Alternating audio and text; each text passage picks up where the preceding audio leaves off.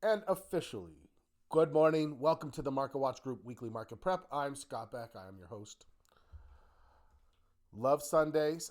If you're a soccer fan, today's an exciting day. We have Copa America finals. Argentina versus Colombia in the evening. We have the Euro with England and Spain in the afternoon. We are a soccer family here. My son is about to finish his senior year in college. He plays for the men's team in Montana State University, and it should be fun to watch. Here are the disclaimers: education and illustrative purposes only. We are not brokers. We are not advisors. We don't give guidance. We don't give recommendations. Here's the agenda: market posture. If you're new or newer, as you come on, this is the premise. The way we trade, and if you're coming from coaching, this is the premise. It's a top-down analysis. The top meaning what? The market. Next step down sector. Next step down industry group. Next step down stock. We look to follow the money, right? We're technical traders for the most part. We trade momentum. It's all about money flow. It's all about supply and demand. I don't believe that trading success means I have to be some phenomenal stock picker and find a needle in a haystack. If that's what trading involved, I would have no interest. Repetition, over and over and over, doing the right things. That's what we're doing here. So what does that involve? It involves making sure that we are in line with the market, the herd. You can't follow the money if you don't know exactly where it's going. It's that simple. We'll look at the economic calendar so we understand what's the point there. We we need to know what information is influencing the market so we know what information to be paying attention to and what we can ignore, right? We don't care about real estate right now. We've watched it with curiosity. There were people who are like, oh, is this going to be like 2008? And like, no, it's not. It's just not. And it wasn't and isn't. What do we care about? We care about inflation. We care about the Fed. So we care about what the Fed cares about in evaluating inflation. So we care about CPI and PPI and PPE, right? These are our three primary inflationary measures that we've been watching. We care about employment because employment is what gives Fed license and liberty to do what they're going to do. And so we've been watching that. We care about employment because of its specific impact on the market. We saw interesting things like in 2022, we saw a recession that didn't involve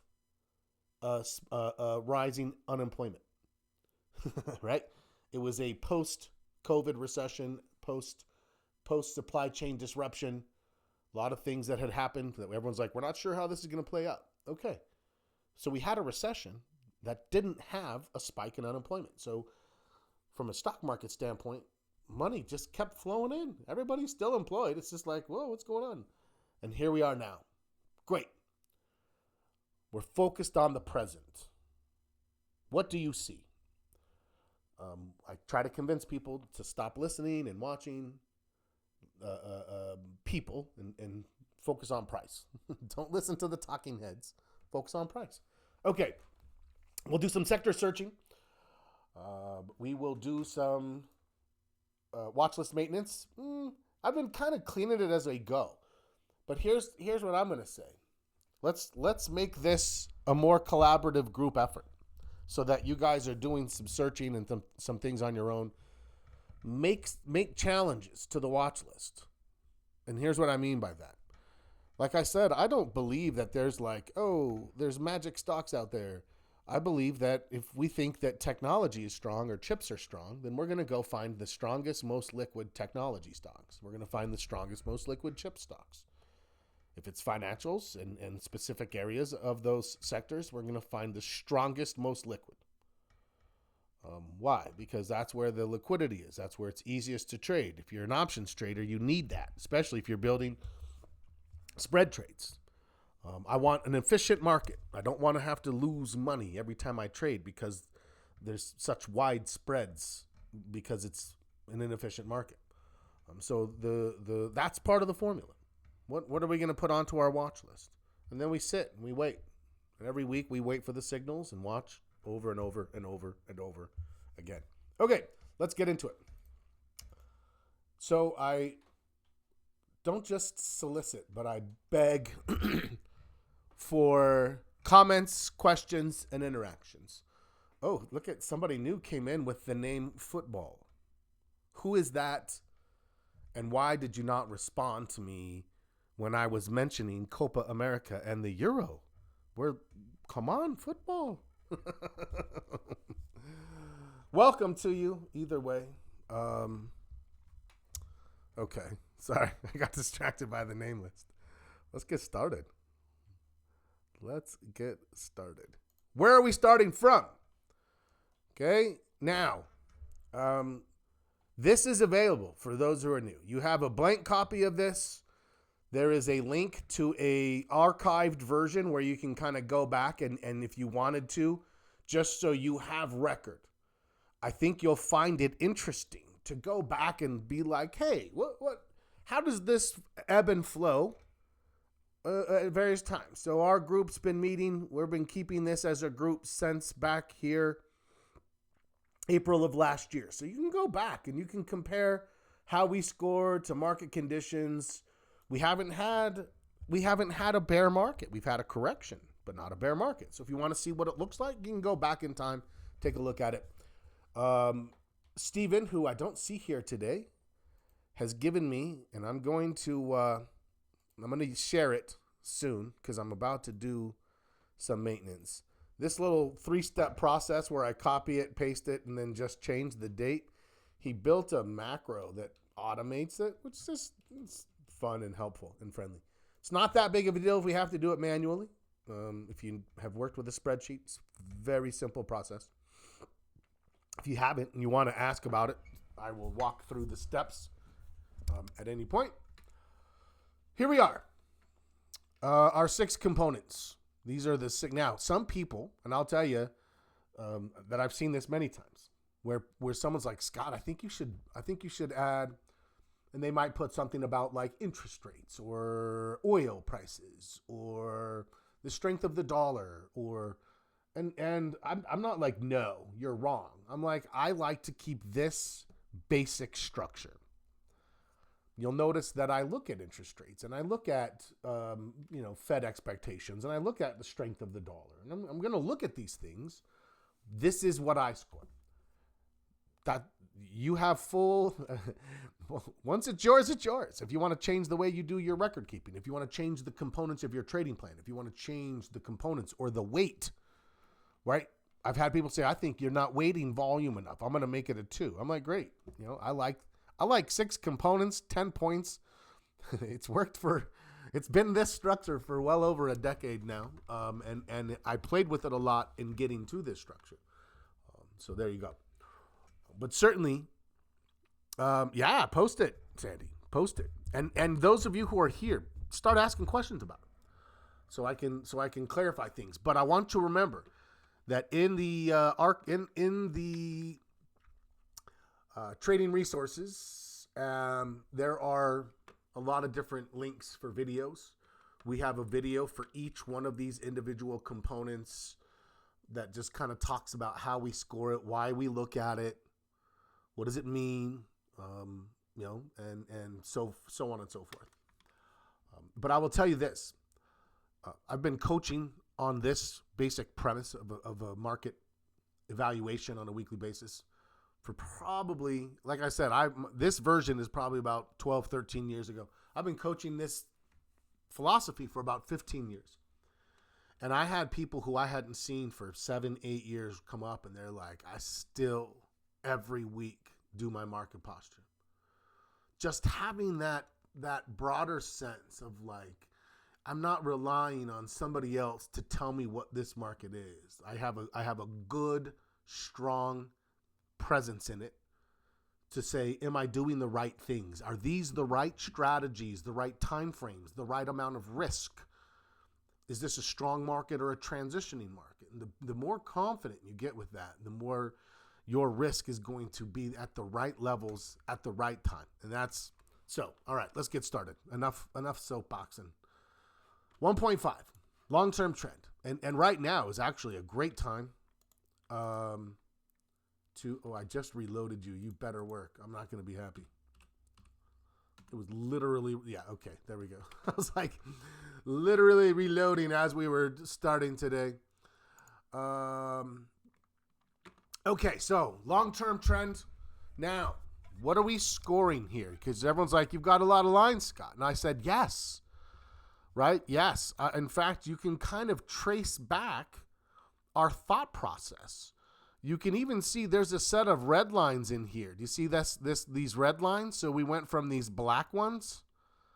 When we were at black, we were a 1.0. And then all of a sudden, the trend accelerated, and we said, oh, that's maybe a 1.25.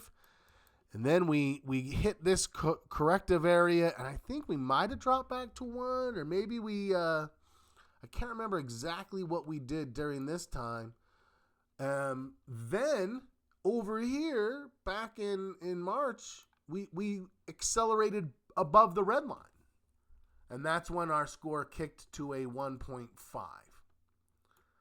Right? So this is kind of showing you, and I hope you can now see and be like, yeah, Scott, that makes sense. The trend is accelerating. It's getting steeper. What does steeper mean? It means that prices are accelerating at a faster rate. Prices are going higher. Why? Well, because demand is outpacing supply at a stronger rate, which means it's going to push prices faster. That's it. That's what we're analyzing for here. And so, amen, Michael. Michael's like, keep it at 1.5. There is absolutely no reason. So the 1.5 line is this one. I'm actually really, really glad. Michael was a big part of those, right? I mean, Michael, you remember, we'd have these like, okay, are we ready to push it? And so real time, and Sandy as well. Thank you, Sandy. Real time, sometimes when you're in it, it's like, and this is why I love the group format, because real time, you're like, is it, isn't it? And you just kind of want to validate, talk through it. Are we seeing it correctly? Because we know how easy it is to see things the wrong way or not see things. As you develop biases, this has been proven psychologically. As you develop mindset biases, you will literally be blind, like frustratingly so. If you've ever, they have an entire experiment about this that you just don't see things that are happening in certain circumstances. Great, let's just accept that as fact and say, well, then what do we need to do in order to increase our awareness? And we have these talks, we have these discussions. So right now, I would say this is the easiest. Back in this time here, we knew it was uptrending, but it was like it's getting disrupted. You have to figure out, how do I process that? Coming out of it, you can see where the 1.5 is, and you can see nothing's going to change this unless we either bust up into like this blue area. I mean, look how strong that would have to be to get into that area. That's outrageous. I just don't see how it has the strength to do that. But if it does, I think we would have to say, okay, that would kick it to a 1.75. I mean, that's about as good as it gets. I mean, look at the trend, look at the angle. Do we believe that the institutions are firmly bullish and in control of this market as of right now? Yes. The problem is there's always what the problem is. We also know, psychologically proven, that the emotion we tend to feel in good times actually is fear. It's fear, right? Fear is what leads people to cutting losses. Fear is what leads people to cutting winners short. And so that's what I'm saying is, hey, until we see something demonstrated to us, I'm going to stay bullish. And so this thing could literally pull back down to here. Unless it breaks all the way below the pink, then we might start thinking about dropping this back down and rescoring. For now, yeah, this is just riding in a beautiful trend. So status quo. Score doesn't change. Now we go to 6 months, and you'll notice. So I hope you can appreciate why on the SPY. This is my ugliest chart. I can promise you that. My ugliest chart, where I like to have these old lines drawn because they really help me get a good sense for some support, some resistance, where are the possibilities, if it breaks one, what's the next one, etc. Right? The rest of my charts I definitely keep cleaner, but this one, it's important for me to have historical context so that as it breaks levels, I can adjust my score without having a panicky like, oh, it just went from a 1.5 to a minus 1.5. That's not helpful. If you're having like big, wide swings in your market posture score, you're going to have a hard time trading. It's not helpful. And that's not how the market works. And so it's like, how do we dial this in to just take a deep breath, relax, and get into the flow of the market better? Same thing now with the short term. I can't highlight it as well, but these are my short-term lines right here and right here. Oh, so bad. Those are my short-term lines. Where are we? Right smack in the middle. Right? That's it. I don't think we need to adjust it up. We didn't quite get to the top line here, but we didn't quite get to the bottom line here. We're just sort of riding this angle, right? And this angle is actually very similar to the angle we had before just this last little disruption. So it's like we were on this angle, which is, I believe we're at a 1.75. Then we had this little disruption here. Boop. We never scored it too bad. I don't think we ever dropped more than like 1.25. Like we gave it a couple of clicks for lower lows and lower highs. And now we've emerged into the same 1.75, right? All we did was have just a little shift, and we're back moving again. Michael says keep the same score. Scott agrees. What would cause me to change the score? And this is where I want you to realize we're scoring trend. And sometimes people really struggle with that. They're like, well, but look, it's dropping, so it's trending down. That's not a trend. Right? That's a consolidation. That's just price just kind of consolidating back down. This is an ebb. This is a flow. This is an ebb. This is a flow. The overall picture is the trend. So we don't want to mistake downward price action for a trend. And that's where when I'm working with traders, they really sometimes struggle with that. They're like, but look, it's trending down. No, it's breathing out. The market, like everything, can't only breathe in. We can't just expect it to go up. Breathe in, breathe out. Try breathing in 3 times in a row, hard, without breathing out. Market has the same difficulties. It has to breathe out. And that's what we're looking for here. That's what creates our opportunities, right? So when we see it flow, then we look for it to ebb. When we see it flow, we look for it to ebb. And we say, can I trade after that? Yes. And now what? Well, we believe we've entered the selling cycle. That's not what we're scoring. That's the trading posture. We're talking about market posture. What we're doing here is recognizing, like Michael said, that this is absolutely still, even if it pulls back, even as it pulls back, that score will not change. The only thing that will change is if we start to break below this current trend. And then it's not like we're like, oh, now we went from a 1.75 to a -1. That's not a downtrend. It broke the uptrend. It may just simply be consolidating into a new angle that's still positive, right? We do not want to abandon bullishness lightly unless there's a compelling reason to do so. And if you look back at the last year of the market, there's a lot of people who have abandoned bullishness only to watch the market go higher and higher and higher. If you're bullish, be bullish. Okay, so what's the score? Unchanged. I agree. So we're still, and you'll notice it's been this way for weeks. 1.5 across the board. 1.75 across the board. That should be giving us confidence that when we start a trade, if we get a little hiccup, we're not like, oh my God, it's going against me, get out. Just stay with it. Relax. We're bullish. The market is tending to move higher. We got to stick with it. And you'll notice, look at the trades. We're always like, and even when you have a thought to start taking profit, scale out. Take one. Take a little bit. Tighten your stop. Let it run. Look at the trades we've been watching. Apple, Meta, Google. All of these just kept going.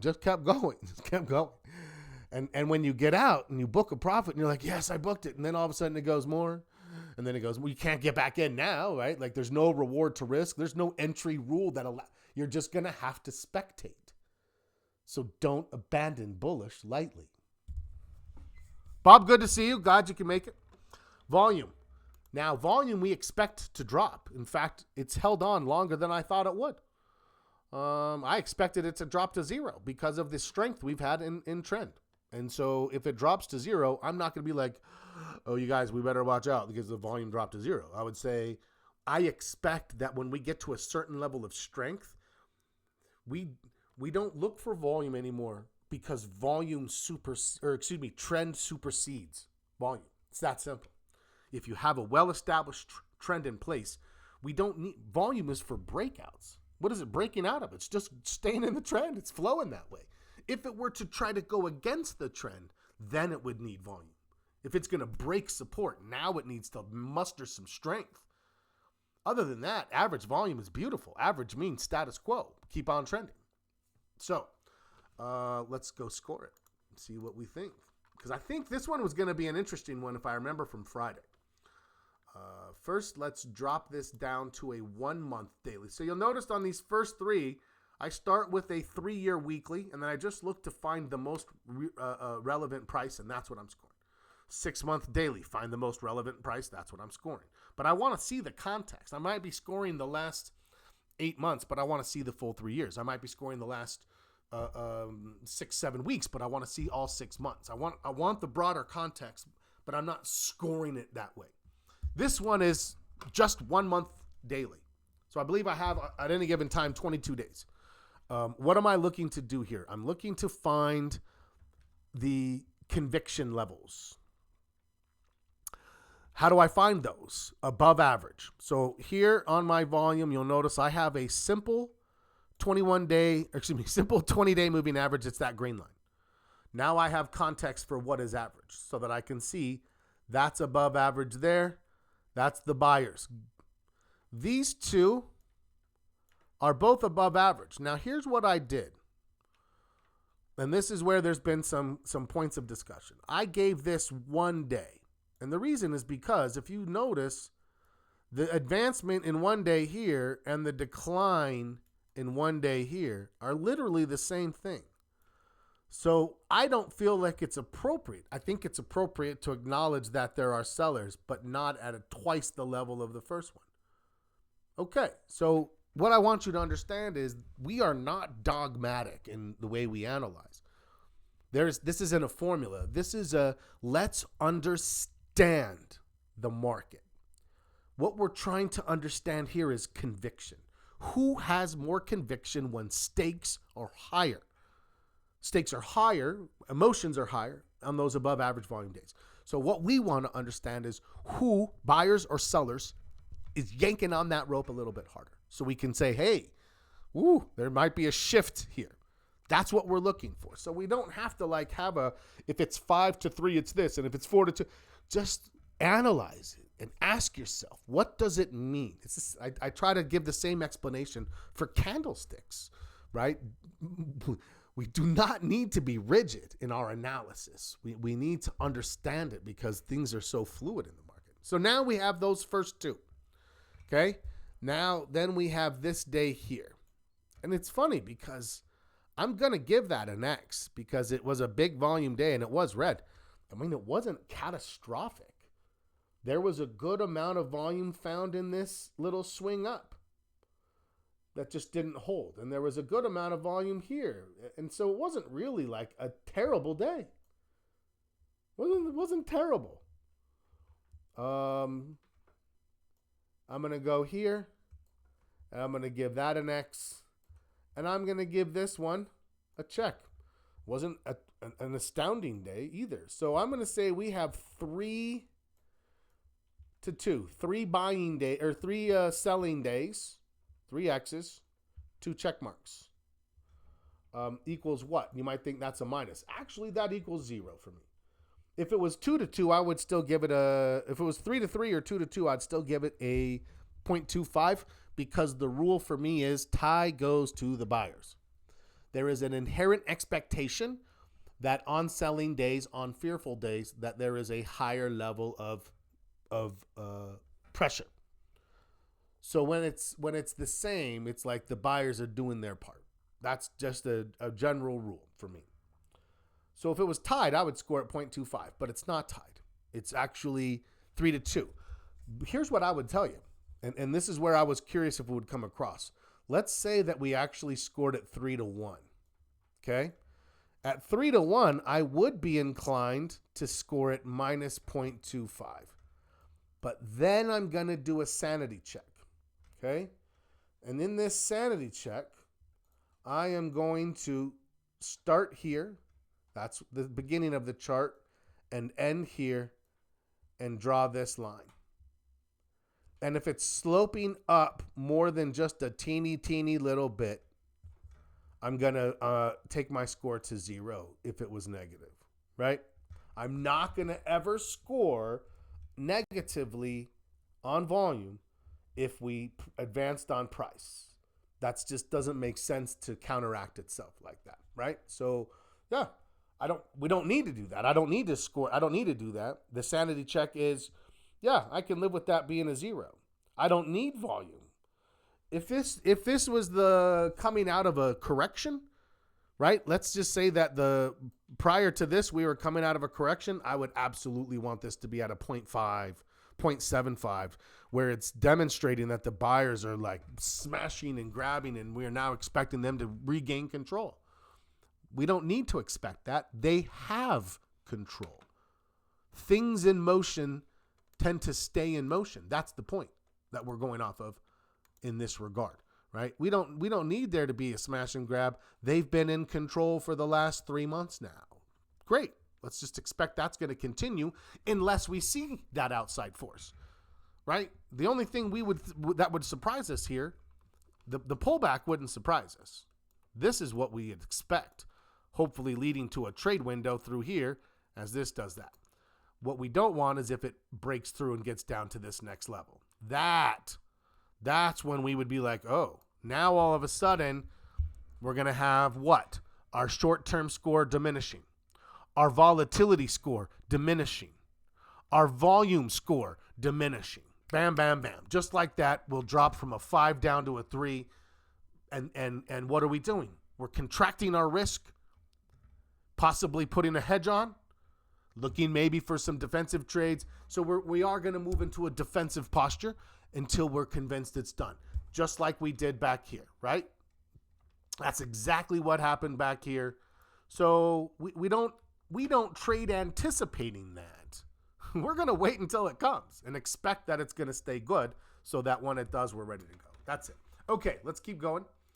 I feel like I'm talking a lot, but then I looked at the time and I'm like, no, I'm actually okay. So, if the slope were higher, that's a good question, Bob. I thought about that and I'm not sure, actually. Maybe. If it was a high slope, I might be like, you know what? Actually, no, I wouldn't. No, I wouldn't. I'm not going to artificially inflate the volume score. If it was higher, we would expect that the short-term score would account for that, right? So, good question, good challenge. I'm going to say no. It can't pop up unless the buying days exceed the selling days. That's empirical. Okay, major market. These links are available for you. It's free. We don't need a subscription. I only use stock charts once a week for this exact analysis. But it is a cool analysis. And I know there's probably other ways to do this. I actually think there's a way I could do this on, and as I say that, it's not working, on Thinkorswim. But I never go through the hassle of learning it and set it up because these are so easy and ready and in my favorites. Okay, major market. Dow, NASDAQ, Russell, S&P. Large cap. Technology, broad market, small caps. These are our broad representations. And again, could someone make an argument that you should have the volume goes to 0? Sorry, yeah, let me confirm that, David. Thank you for calling that out. Good call out. 0. Good catch. Good catch. I love it. You guys will find you have to catch me constantly. So major market. We're starting, and it's good that we came back here. I like to have a starting point. We're starting at a 0.5. What does that mean? It means out of a 1. 0.5 out of a 1. So there's room for it to be more bullish. What's making it bullish to begin with? The fact that the NASDAQ is convincingly leading us again. That's what we expect, right? And so that's what we have. We have the S&P here. And remember what we've been talking about. Those of you who have been here, those of you who are new, this analysis is fundamentally based right now on the battle for third. Who's going to be in third? As we see, if we started to see the Dow move into third convincingly, we would actually take our score and possibly dial it back from a 0.5 to a 0.25 because the Dow is more representative of defensiveness. Why are people putting their money in the Dow? Because it's stable and safe. It's not expected to grow quickly in a bull market. You expect NASDAQ and Russell to grow quickly in a bull market, right? And so that's what the premise of this is appetite for risk. And so we've had a great appetite for risk by having the NASDAQ and the S&P where they are. So let's just look at those two. Let's zoom into 133. There they are again at the top. Let's zoom into 66. There they are again at the top. Let's zoom into 22. There they are again at the top. Oh, look at that little sneaker coming in there, Russell. You sneaky bastard. Let's drop back out to 200. We've been watching this blue-green battle. We've been at 0.5 for a while, right? In fact, we were actually at 0.75 back here. We dialed back.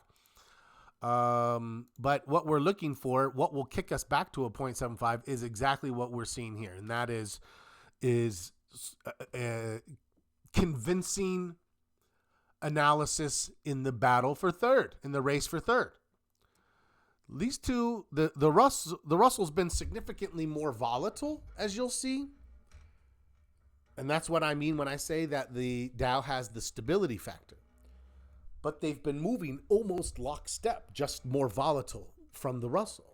And then we're saying we're waiting for something to convince us. Boom, 133.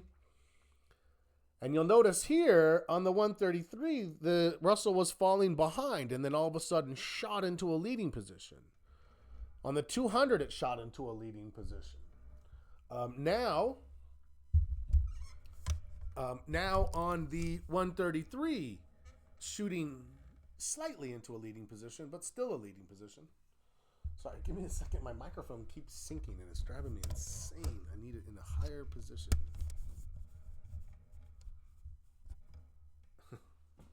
I think I need a new microphone arm. I think my springs are dying. Okay. Let's go to 66.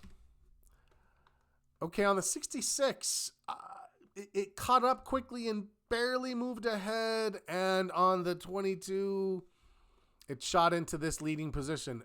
Okay. I'm going to ask the group. Is it done enough that we're going to move it to a 0.75? I kind of feel like it has. I feel like that surge in momentum was enough to kick it. I mean, it's obviously a response. I don't know if you saw the news. They're now all of a sudden people are like, oh, now we're talking about 3 cuts from the Fed.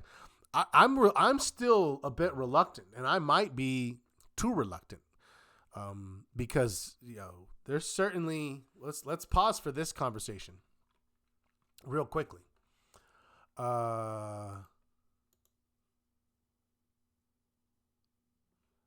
If you look at September, it has surged to where it's like moving into like almost a certainty Like when it's 75-25, I'm thinking, we've seen that, and then it falls apart. When it gets to 90, it's like all but a done deal. And they're now talking about 3 cuts. Weigh in. What do you guys think? Are we going to get 3? Are we going to get 2? 1 in September, 1 in November?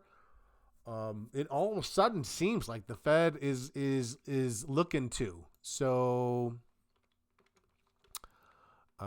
sorry, let me get this back here, and let me get this back here. Depends on the data. See, I felt like it wasn't either. I felt like we got good reports, but not good enough without seeing more. And the fact that we won't get more until August, for me, it's also political. I think that the Fed would want to avoid, if possible, if they can hold off one more time and then hit it in November and hit it in December.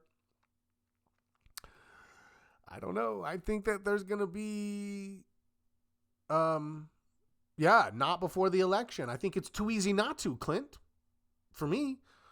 I don't want there to be political Fed, but I recognize to some extent there's going to be, especially in, this kind of an election. And the fact that it's already been kicked to this point, if it was me personally, I'd be like, nah, we're going to do it. Yeah, right. You hit it in November, the day after the election, you hit it.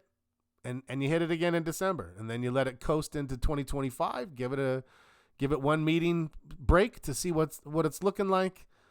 I think the jobs market is healthy enough that they can. I think it's wishful thinking, and we've seen the market do this. It did this back in November and December. It did this back in February and March, right? And so. I'm still leaning towards November, even with it at 90%. I think it's overblown. I think the market wants it, but I just don't. Anyway, that's me. But the question is for us: is it enough to kick it to a 0.75? For now, I think it is. I'm going to put mine at a 0.75. I think that the surge that we saw, in the small caps was enough to break that tie. That's what we've been waiting for. We said we're waiting for enough confirmation, and it's caught up and slightly gone ahead on 2 charts, and it surged ahead on 2 charts. I think that's the signal. So I'm going to give it, and you'll notice that it actually nullifies. All that does is keep us at a 5.75. We lost it on the volume. We gained it on major market. Let's go look at sectors. I have a little bit of hope for sectors as well. Because I think we've seen a little bit of consumer discretionary coming back. Same kind of a thing. Who's leading us? Technology and communication services. That's who led us in the fall and spring bull run. That's who led us in last year's spring-summer bull run. We want them in charge. You'll notice we also want things like financials and industrials and possibly discretionary. Now, discretionary is kind of falling off a little bit, but we're asking the question, are any of these guys, financials, industrials, and discretionary, going to move back in? That's what we're looking for breadth and for our sector score to continue to increase. As of right now, at a 0.5, we need at least 2 more. So that's what we're looking for here. Let's go to 133. I think financials and consumer discretionary are the 2. I don't think industrials has shown, although industrials did just the last part of last week. So here's 133 days. Who's on top? Technology, communication services. And this is where I said on Thursday last week, when we talk about sector rotation, I don't want you to think consolidation equals rotation. I don't look at money rotating out of communication services or technology. It's consolidating within the strength of money flowing into those. We don't want to mix that up. I hope that makes sense. I do not like this. This is standing out to me. What is this? This is a surge in utilities. That is defensiveness, right? So that does represent us saying, oh, what's going on here? That's what we're looking for here. Right now, what's important is I know these guys are still leading. There's a surge for a third leading growth sector, financials. A fourth leading growth sector, industrials. But there's also, we're not just like blindly looking for, rainbows and pots of gold or whatever. I want to see the challenges. This is a challenge. This is not what we would expect, not what we want. This has a connotation of defensiveness. Is it enough that we're going to score against it? No, it's enough that we're going to flag it and say, let's keep an eye on it. Let's drop down to 66 days. You'll notice there it is again. We had recognized utilities were diminishing from back here when they were like, oh, what's going on with utilities? And they had been diminishing, and then all of a sudden a little pop. If you look at this chart here, technology is on top. Then we have utilities with a little bit of a surge. Communication services is level. Discretionary is showing back up. And financials. Now, here's the deal. I'm going to leave my score at a 0.5, even though I only have technology here and I have this surge, because everything just underneath it is growth. Growth. Healthcare is neutral. Growth. And then we have the other stuff down here. I'm still going to score mine that way. Let's go to 22 days. And now, all of a sudden, on 22 days, so if I was at the 66-day time frame and I was on the fence, I'm like, you know what? I might drop this to 0.25, but I might keep it at a 0.5. I'm not sure what I want to do. This is where the 22 can be the tiebreaker. I wasn't. I had already decided I'm going to leave mine. I'm still going to come here. I still want to look at this.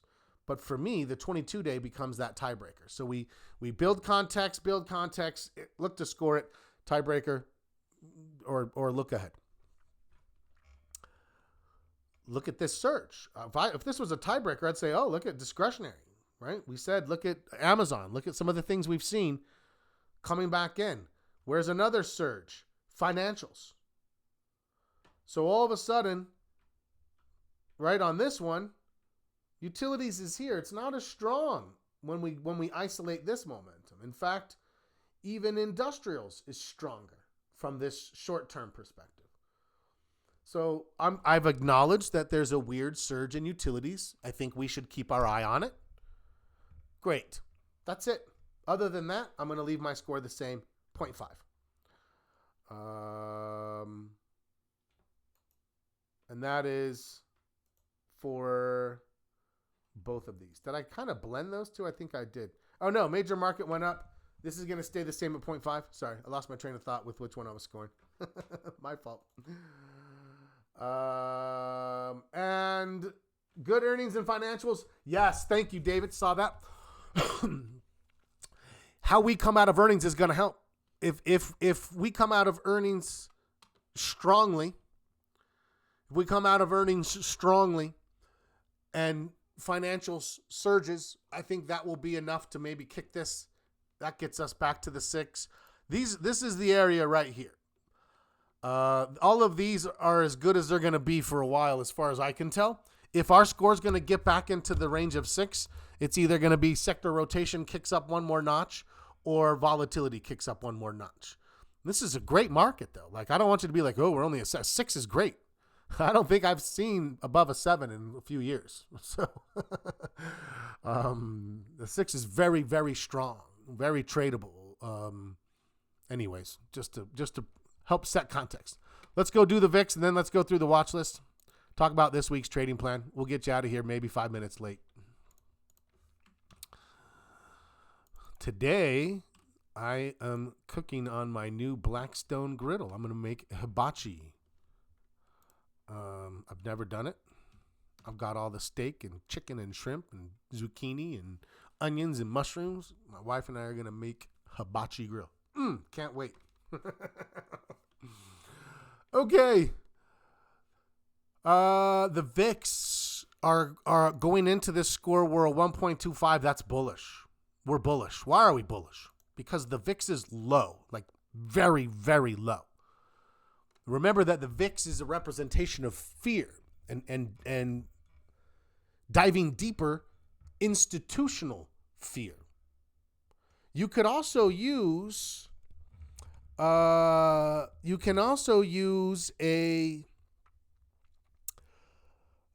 VXN. If you trade more heavily into the Nasdaq, you can do a VXN. That's the VIX. That's the volatility index for the Nasdaq. VXD is the volatility index for the Dow. RVX is the volatility index for the Russell. Anything that trades options has a volatility index. The volatility index, the VIX, is literally an implied volatility calculation, just like when we see implied volatility on our stock charts. However, the VIX is the implied volatility calculation. The SIBO has put out the Chicago Board of Options Exchange has put out a white paper on the VIX calculation. If you're going to be an options trader, I would suggest you just kind of peruse it, read about it. It's fascinating how the math works, but it's all about volume and trading flow on SPX options. Who trades SPX options and why? Who would maybe have an influence that would spike the amount of SPX options traded? Institutions. Why? Because they're hedging. What leads to hedging? Fear. That's why this is called a fear index. Because as institutions are like, whoa, I don't like what I see here, they're not going to just start stopping out of trades. That's not how institutions work. They're too big. They would have too much influence. So if the market's going to start coming down, they know they're just going to feel it unless they do what? Protect against it by buying protective puts. But they don't go out and put puts on 200 different stocks. They're going to just buy whatever index they track. What index do most institutions track against? The S&P. Hopefully you're seeing the logic as to why. I said I was going to convert Glenn to be more in tune with the VIX. He's like, oh, I'm a chart guy. This is a chart. I'm a chart guy too. This is about charts. We're not abandoning technical analysis in order to read the VIX. In fact, we're embracing every technical concept we have in order to go through the VIX. It's just about understanding what are the implications of our analysis so we can understand how can we leverage this. So right now, I've been focusing on peaks and troughs. Here is a trough, which led to this. This is a peak, right? Trough, peak. Now, as it came down, we did not flag this. Even though it kind of did this little hiccup, the way that these candles worked, it didn't. Our next trough wasn't until here. That was our next trough. But it was higher, and we hedged. Then we got this next peak here, and that was lower, and that was more bullish. And then we came down, and then we got a same low. So you'll notice when we got a same low, our score didn't change. On higher lows, our score gets worse because this is an inverse correlation. And now what? I don't have a peak yet. You'll notice that because this day right here had such a long shadow, the next day actually didn't take it out yet. I'm still uncertain. I'm still scoring this as we're moving up. You'll notice the stochastics is hooking, but it hasn't crossed yet. This thing could keep going higher next week, or it might not. We're just going to have to wait and see. For me, the score has not changed then. If I get a lower high, I am going to give it plus 0.25. Lower high means it's continuing to de-escalate. That's bullish. Our fear is when it escalates. This is always what we're concerned about. When the VIX is spiking like that, what does that mean? It means the institutions are flooding into hedge positions. Why? Doesn't matter. They're not going to tell us that. The fact that they're telling us we're hedging is all we need. They're tipping their hand.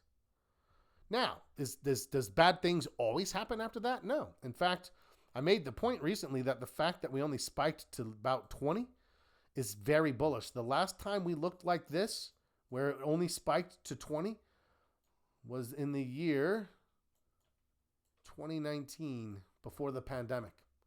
We would be moving between 12 and 15, and then it would spike up to 18, 20, and it's beautiful trading in that. It's stable. There's no fear. What are we looking for then? If it starts to spike, if it breaks this consolidation, if it makes higher highs, if it makes higher lows, that's the stuff that's going to make our score diminish. That's going to make us hedge. That's going to make us dial back our risk. So real quickly, I'm going to show you the pandemic for those of you who maybe didn't see it before. I'm going to go back to a 5-year time frame. So this is where we are now. This is our last little spike over here when it got to 20. Not really that bad over here, right? This you can see was coming into the pandemic right there.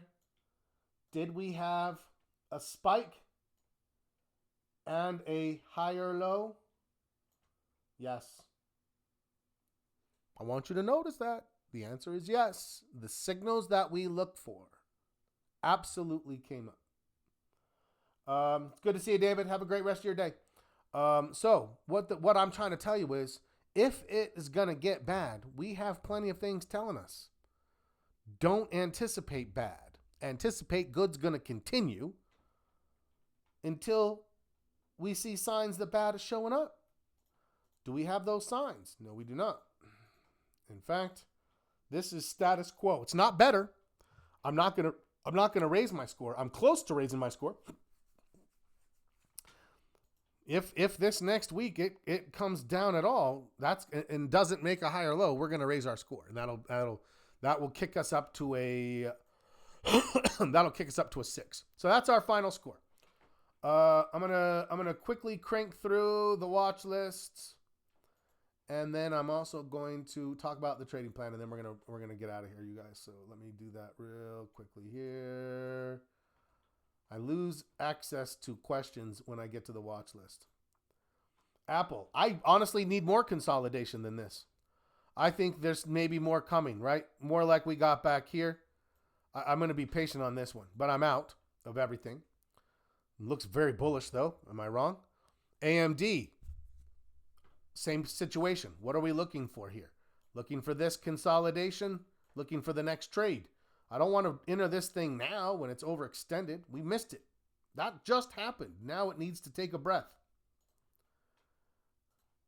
Amazon. Amazon's breathing out, and Amazon is now, for me, at any given time, ready to go. We are looking at the window right here. Amazon is poised. Very good candidate for an alert. AVGO starting, but we'll see. The 10-to-1 split. Did we get it? I think we got it. Yes, we got it. Now we're at 170. I'm looking for this to pull back. I had a trade on this. Worked out great. I'm looking for the next one now. But you'll notice so far, anything technology oriented, we're looking for a consolidation. Amazon, however, is more consumer. That one looks more viable. Financials looks a little overextended. Boeing, maybe, if you like it.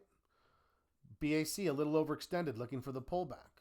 And watching these earnings. Citi, I'm not scared of that candle. If this thing pulls back and holds the 50 in 3 or 4 days, I'm still going to look to trade it. Caterpillar, trying to break out. Great. We would love Caterpillar to break out. I'm not going to trade it till it breaks out, comes back higher low. But the fact that it's breaking out means what? Money flowing where? Industrials. We would love industrials to start participating in this rally. Colgate-Palmolive, giving it just a little bit more to see if it can keep going. We'll see. CMG, waiting for it to break out of a consolidation at this point. COP, it's not gone right, but it also hasn't gone wrong. We know this is an off-cycle trade. I'm gonna stay and see if it goes a little further. Costco got smashed. It looks like it still might hold the 50, but at this point, I like Walmart better. You'll see why here in just a few minutes. DIA, FCX looks a little overextended. GBTC looks like it's about to drop. It looked like a dead cat bounce. Gold, a little overextended. Google, I love Google. I think Google has flagged. It's now viable.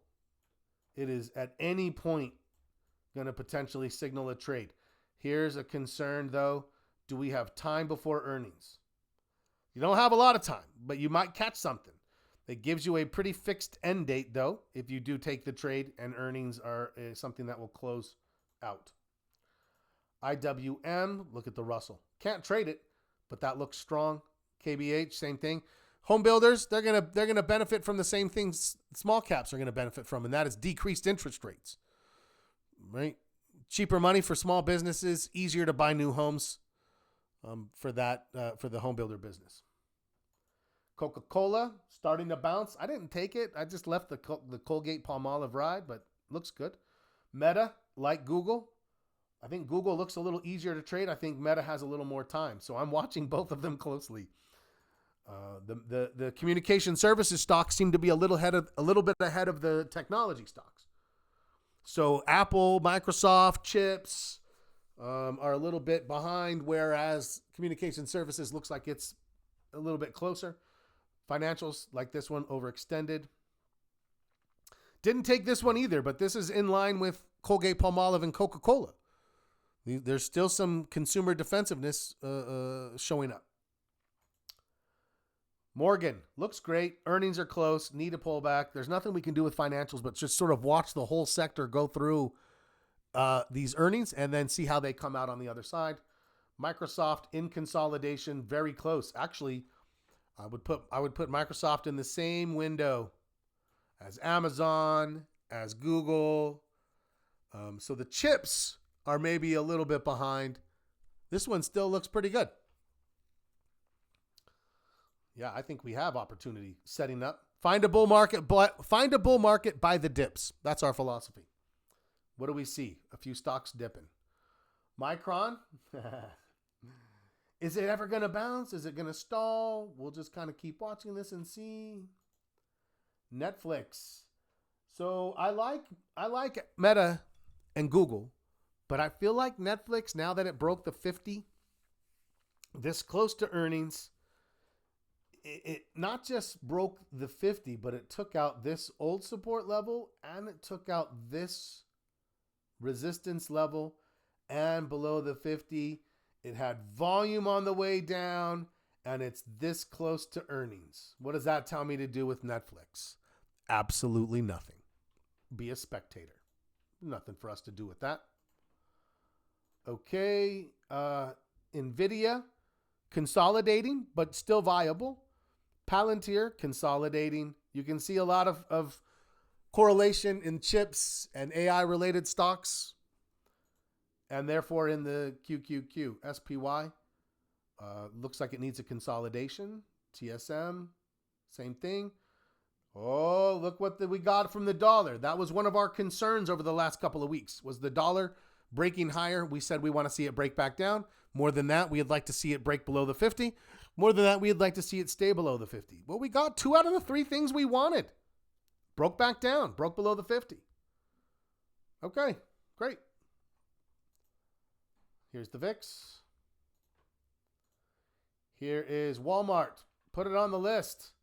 Look at that trend, higher high in a consolidation. It's flagging at this point. Anything through here, as this continues moving up, viable. Looking for something to start setting up. Let's just be ready. A real quick look at the sectors, and then we'll take a look at that. So basic materials, a little bit of a pop. Communication services looks strong and uptrending. Energy, maybe. Financials, strong. Industrials, stronger. technology strong, consumer staples, sideways, utilities. This is that one. Everything is looking good except for this. This is some concern right here. We don't like this. Everything else is in line with bullishness. So great. Let's keep our eye on what happens here. Does this pull back and start to turn? Then put a bullish trade on XLU and add some balance with this defensive trade to your portfolio. Great. That's something we'll look into. Okay, that's our watch list. Let's talk about our trading plan. We are working on section 5. No, what are we working on? Is it 5? Did we just finish risk or did we just finish routines? We just finished risk. Is that right? I need help. Thanks. Sandy, what did we just finish? Did we just finish section 4, risk, and now we're working on 5? I believe that's where we are. We just finished risk. We're moving on to, yes, that's exactly right. Thank you. We just finished risk. Now we're moving on to routines. Pretty simple. I would recommend you, if you can, you have 3 sets of routines for daily, and then you have 1 set of routine for weekly, 1 set for monthly, etc. Daily, what do we have? Before market open, you should define when. For me, it is 7 a.m. How long? 15 minutes. What? I have an order of the things that I do. I repeat some of it when we start our sessions together because I do morning routine with you. But that's what you should have. During market, when? We should have when. We should have for how long and what. Last hour for 30 to 45 minutes. What do you do? When? 9 p.m. for 20 minutes. I process the day and organize myself for the next day. That's the best thing you could possibly do. Have something. At least write down what you're going to do every single day, if possible, when you're going to do it. The more defined this is, the more likely you are to adhere to it with a discipline at an 8 or a 9 out of 10. That's the objective. That's it. There's a video about routines. Go spend some time working on them. Let's have some discussions. We're going to pick up first thing tomorrow morning with the market open. We're going to take what we know now and we're going to translate it because we already have stocks that are in setup mode. So we're going to be talking about which of those might be pulling into trades. What do we do with the trades that we're managing, et cetera, et cetera. It's great to see everybody. Oh, listen, Bob, I am a smoker. I lit my grill on fire. And then when I was looking at buying new ones, I decided to buy a griddle. So we're trying it out. We're going to see how it goes. It's good to see everybody. Have a great rest of your weekend. As always, happy trading.